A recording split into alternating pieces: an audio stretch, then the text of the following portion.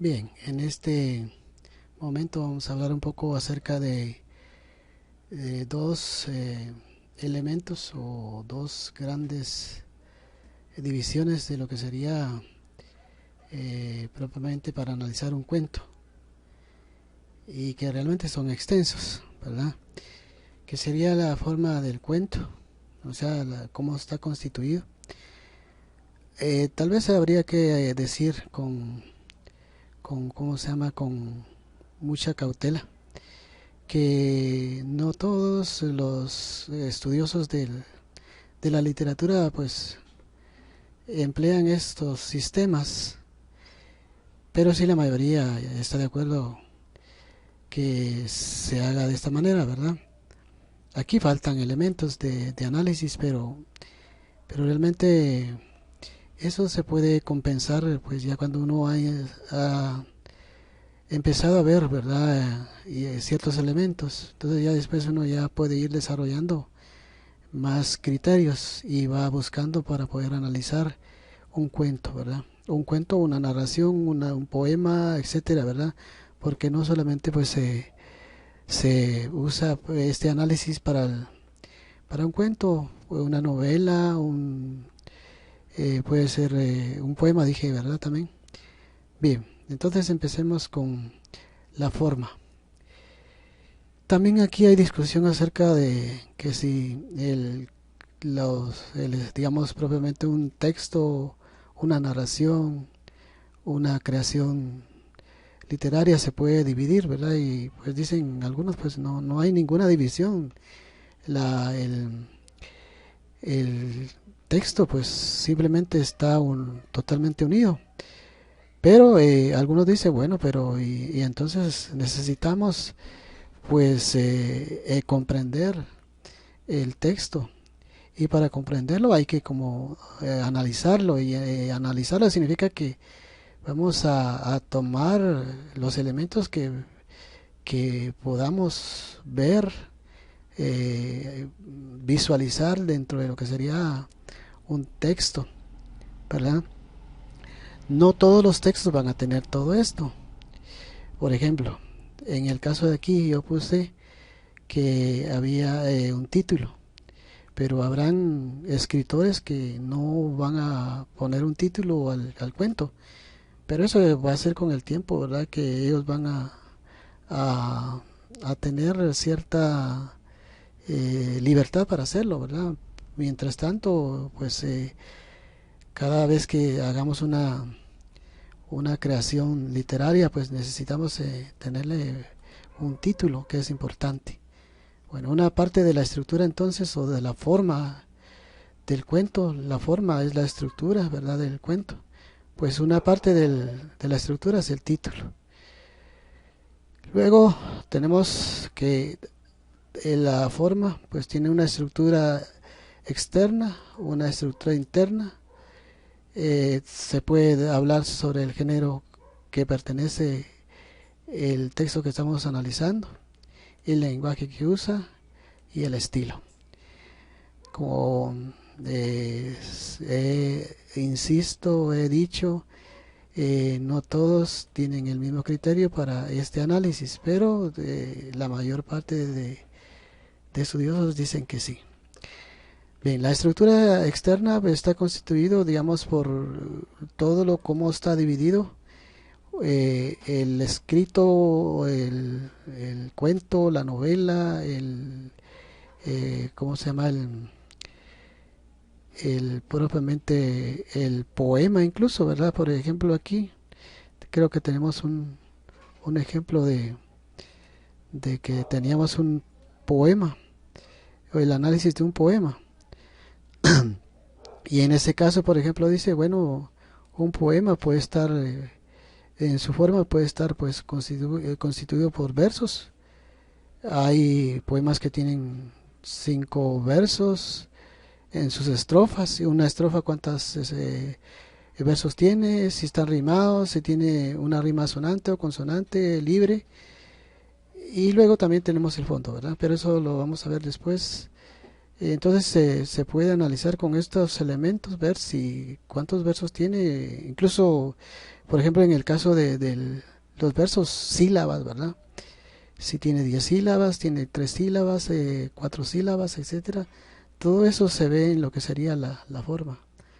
Bueno, entonces vamos a continuar con nuestro esquema, ¿verdad? Entonces teníamos ahí. En el caso del que vimos, que era el cuento de la Cenicienta que trabajamos, vimos que pues el cuento no es extenso, solo se divide en una sola parte, ¿verdad? No tiene capítulos, no tiene secciones, no tiene primera parte, segunda parte, cuarta parte, pues propiamente eso sería ya una novela. A veces es extensa, entonces tiene varias secciones o apartados, ¿verdad? Entonces depende cómo esté estructurado. E incluso se puede contar la extensión que tiene, ¿verdad? Tiene 61 líneas. Si quisiera hasta letras, ¿verdad? Pero ya sería una cuestión así, demasiado trabajo estar haciendo todo eso, ¿verdad? Entonces lo único que muy general es pues decir, bueno, tiene dos partes, una parte y nada más, pues porque eh, tiene 6 capítulos, en fin, ¿verdad? Mirar cómo está dividido, ¿verdad? La estructura interna, pues está compuesto por tres partes, tres elementos, que sería el inicio, el desarrollo y el final.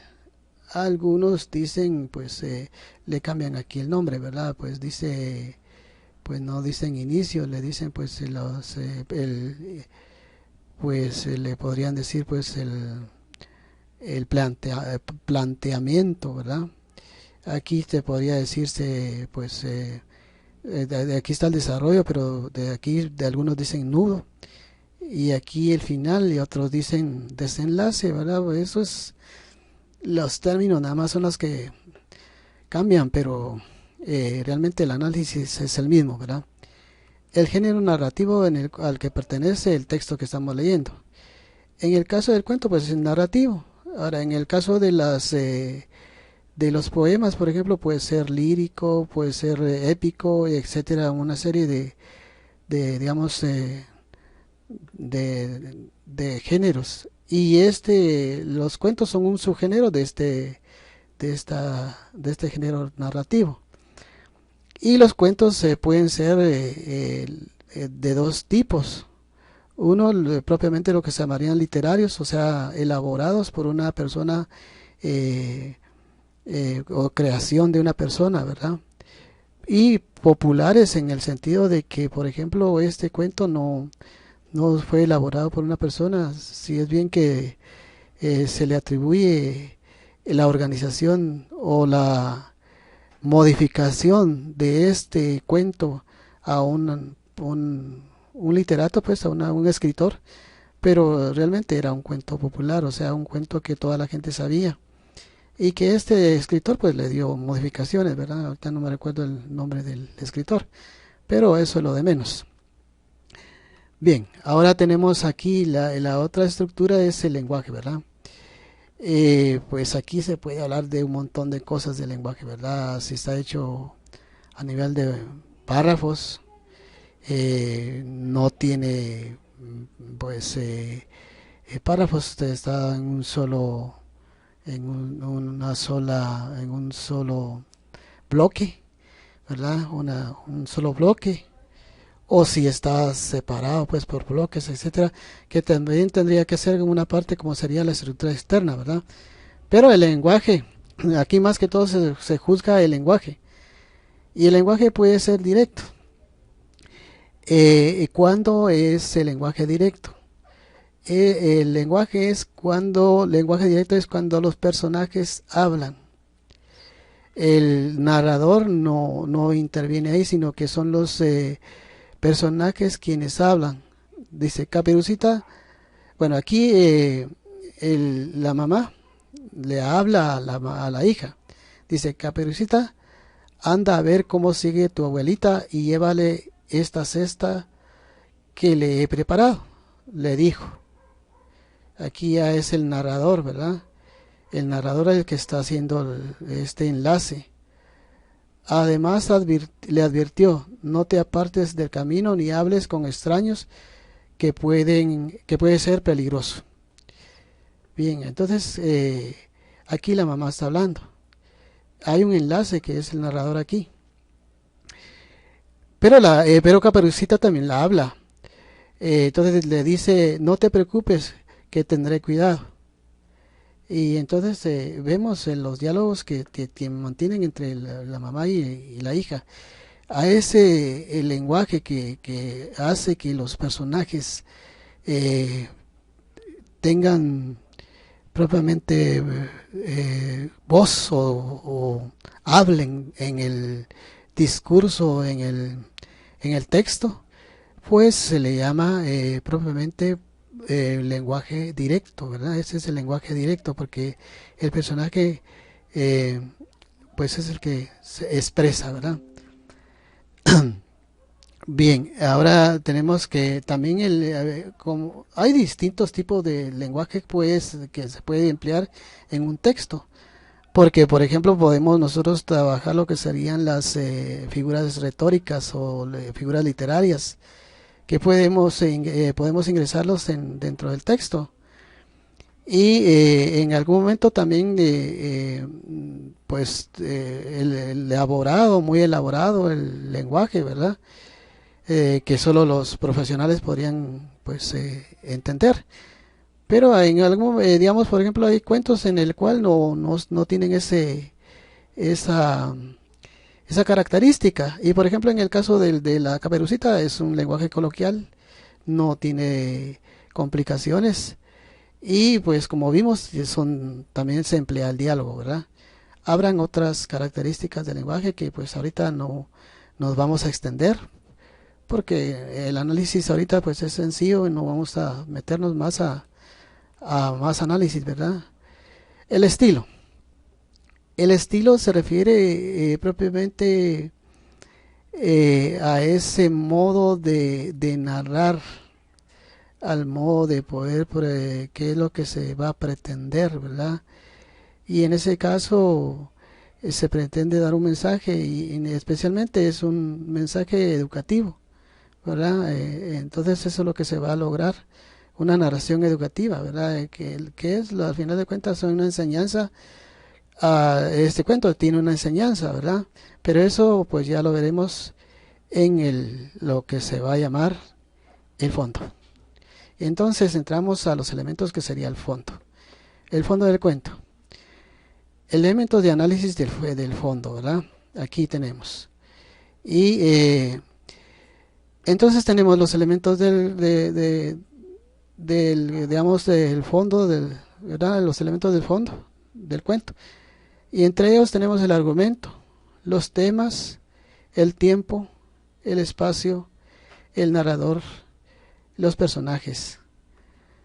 Faltó, pues definitivamente pudo haber faltado algunas cosas ahí para analizar.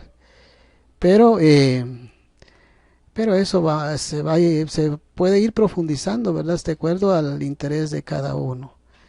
Y vamos a seguir todavía en nuestra clase hablando sobre algunas cuestiones de esto, ¿verdad?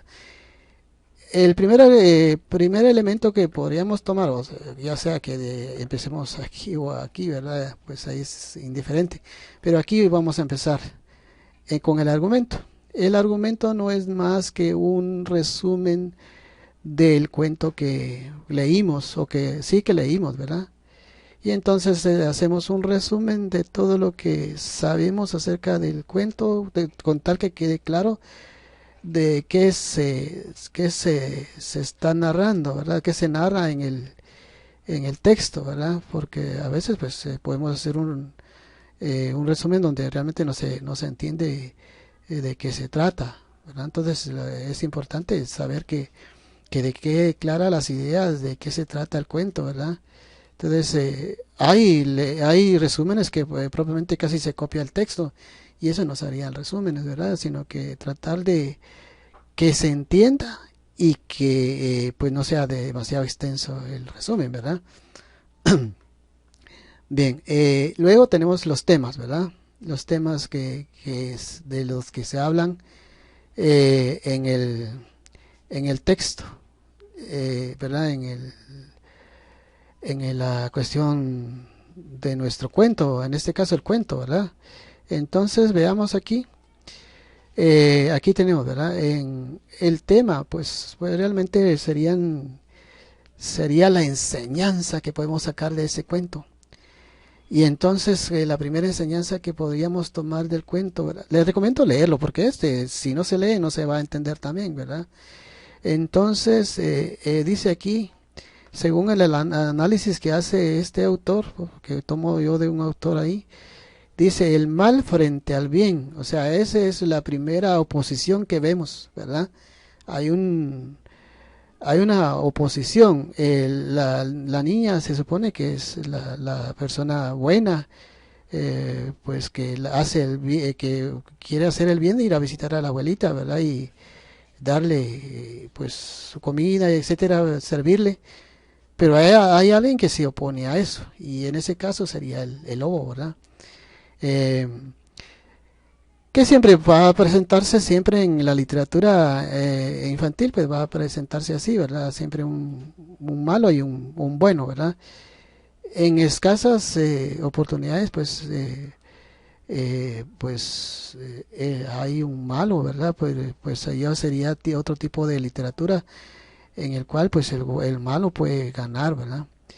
Bueno, otro tema que se puede ver ahí en el cuento de Caperucita es la madurez.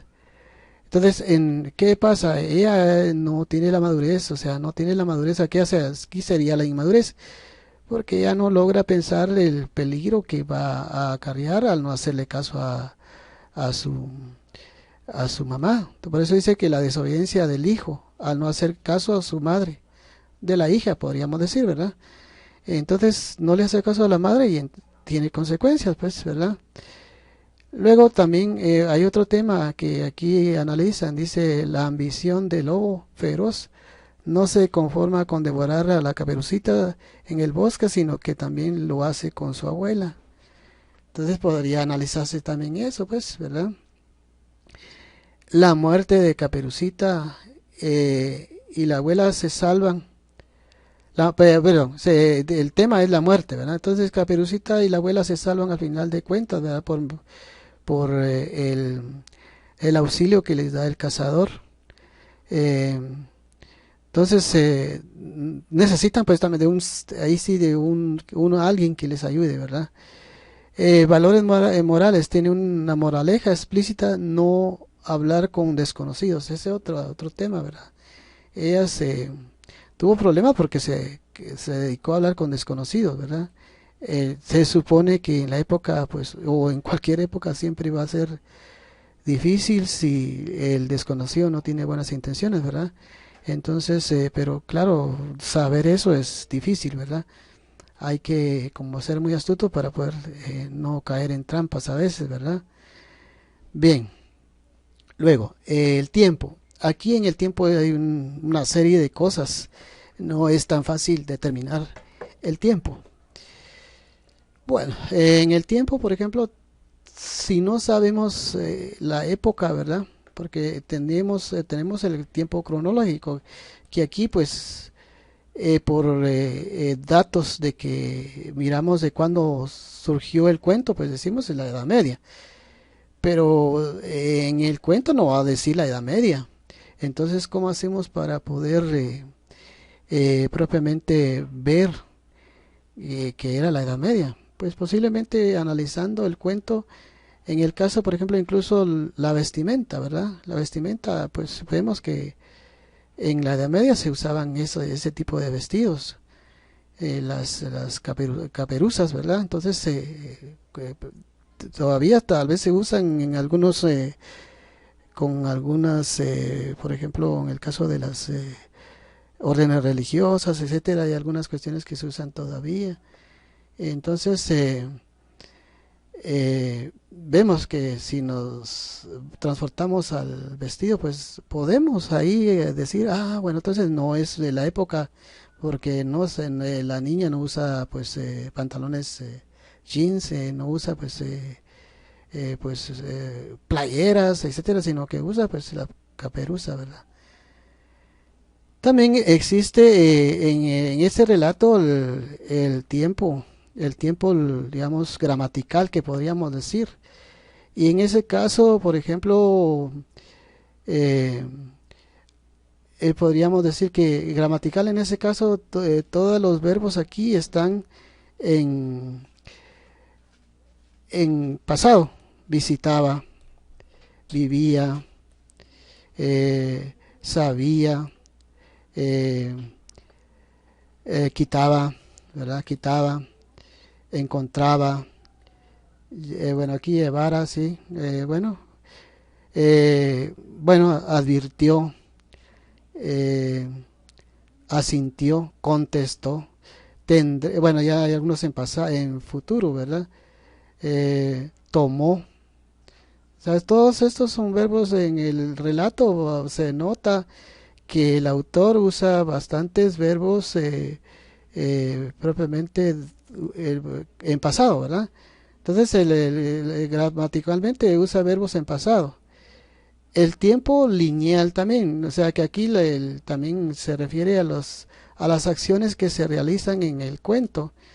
¿Por qué? Porque en el cuento no se regresa a una etapa anterior, sino que se continúa, ¿verdad?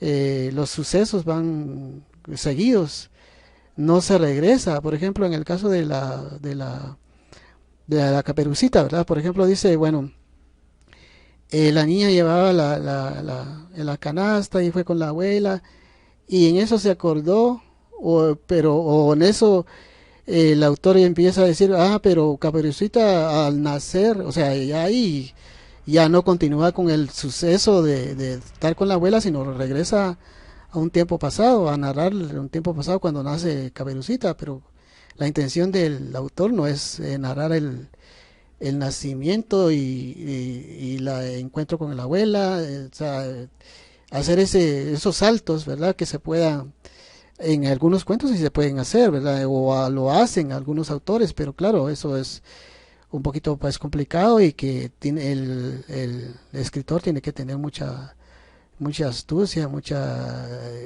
idea de cómo enlazar eso, ¿verdad? El espacio. El espacio pues se va a referir a los lugares, ¿verdad? Tal vez aquí no tengo todos los espacios, ¿verdad? Pero unos tres espacios son importantes. La casa de Caperucita, ¿verdad? Tiene la mamá, ahí vive en una casa. Pues no vive en una roca ni nada, sino en un espacio, ¿verdad? Una casa. Se supone que tienen pues fuego, una serie de cosas, porque hacen pues hasta pasteles, ¿verdad? Es una casa rural, pero tienen cierta comodidad, pues, ¿verdad? El bosque, eh, para donde camina, donde tiene que caminar la niña, pues es el bosque, ¿verdad? Y la casa de la abuela, ¿verdad? También es otro lugar donde se desarrollan las acciones, ¿verdad?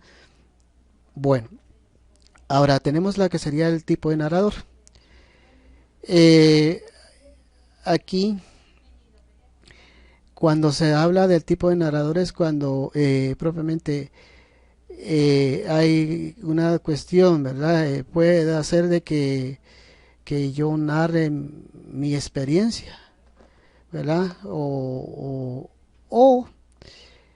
narro la experiencia de otra persona, ¿verdad? En ese caso yo conozca incluso los sentimientos de la otra persona. Ese tipo de narrador que conoce los sentimientos incluso de la otra persona se le llama narrador omnisciente.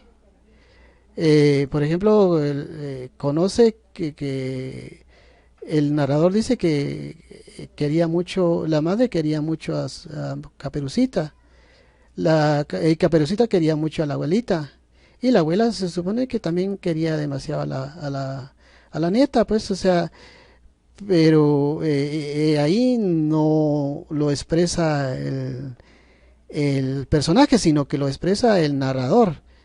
Veamos aquí. Eh, dice, érase una vez una niña que era muy querida por su abuelita. O sea, aquí no dice yo quiero mucho a mi abuelita, no, no aparece diciendo que que digamos que ella diga, exprese que la abuela la quiere, sino aquí el narrador dice, érase una niña, una vez una niña era muy querida por su abuelita, a la que visitaba con frecuencia, ¿sí? Entonces aquí no aparece narrando el personaje, sino que aquí el autor y él conoce que sí era querida por su abuelita, ¿verdad? Entonces es de esa manera que pues vamos descubriendo este elemento, digamos, de ¿cómo se llama? De que el narrador, ahí es el narrador el que está haciendo el texto, ¿verdad?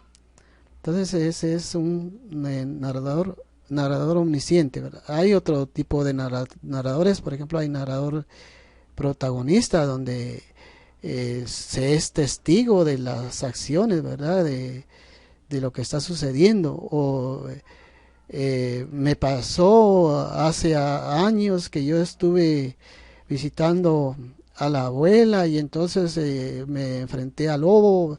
Entonces se está narrando la persona, ¿verdad? Y en una propiamente en primera persona. En cambio aquí propiamente se está hablando en tercera persona, ¿verdad? Todos los personajes están en tercera persona. Luego tendremos a los personajes y varias divisiones de los personajes. Aquí solo vamos a tratar de algo rápido, algunos, ¿verdad? Y tenemos, por ejemplo, los personajes principales, que en este caso del cuento de la Caperucita están divididos en dos. Una que es la protagonista, que es propiamente cuando se habla de protagonista va a ser aquella que le va a suceder ciertos acontecimientos y que hay alguien que impide que eso se logre, ¿verdad? Entonces, quien estaba impidiendo aquí que Caperucita llegara con la abuela, pues va a ser el lobo.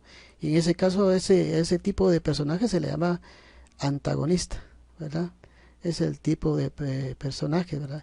Y pueden ser, en algún momento, los personajes principales pueden ser dos, el protagonista y el antagonista, ¿verdad? Luego, los personajes secundarios. O sea, el personaje secundario va a ser aquel que va a colaborar para que las acciones pues se lleven a cabo, ¿verdad?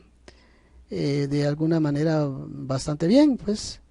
¿Qué es lo que sucede con la mamá? La mamá de Caperucita pues viene y le prepara los pasteles, le da una cesta, le da recomendaciones, etcétera, ¿verdad?